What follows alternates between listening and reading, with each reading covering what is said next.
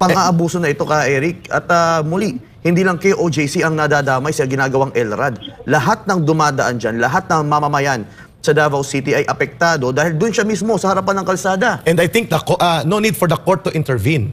This is a crime. Kapag nagpakalat ka ng dumi, Miss Brenda, uhulihin ka. Kapag ikaw ay nagkalat ng mga pollutants sa kapaligiran, yan ay paglabag sa batas. So I think aristuhin dapat ito ng Davao City Police, itong si Torre, sapagkat siya ang pasimuno ng noise pollution at kung si Brother Franco pa, public hazard ito. Sapagkat sa mga bata, matatanda, sa mga may sakit, sa mga mag-aaral, dahil may school dyan sa harap natin, ng Jose Maria College, at sa paligid may mga residente dyan, I think the Davao City government needs to intervene.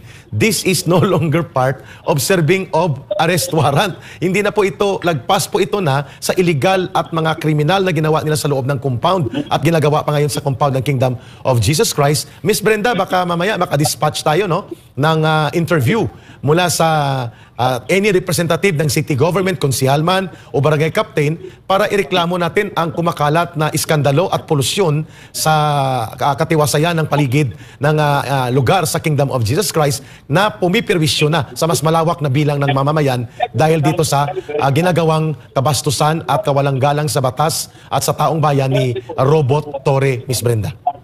Yes, I just would like to put an emphasis itong ginagawa niyang noise pollution kasi hindi ito nangyayari sa Davao City. Pero ito, siguro, di ba, malapit ito ang airport. Yes. So, dinig na dinig. Siguro, ano na lang kaya ang nararating nito ng sound na to? Baka abot ito ng barangay Sasa, ng Buhang. Pwede. Oo. So, mukhang naririnig nga daw, Brenda, doon pati sa, sa Eastern Mindanao Command at wala lang reaksyon ng Armed Forces. Hindi na nga daw sila makapag-conference doon dahil umaabot ang pang-iskandalo at pangbubulahaw ni Torre.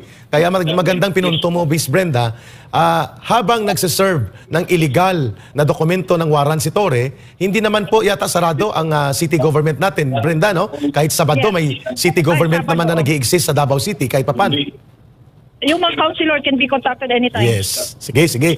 Maganda yan. At ipa-aresto natin ito.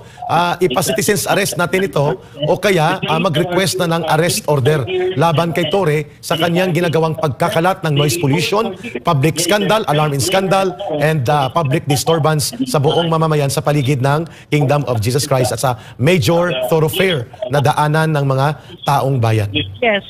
Tama ka dyan, Eric.